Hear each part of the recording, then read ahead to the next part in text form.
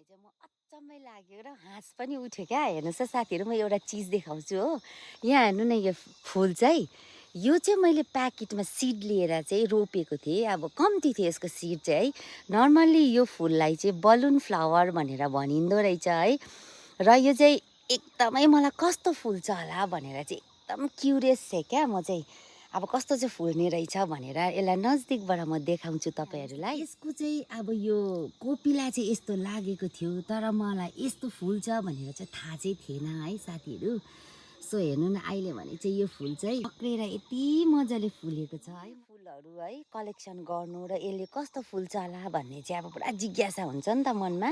र फाइनल्ली आज भने चाहिँ यो मेरो फुल पनि फुलिरहेको छ र धेरै खुसी लाग्यो कि आफूले यसरी रोपेको फुलहरू फुल्दाखेरि हामीलाई धेरै आनन्द आउँछ नि त है।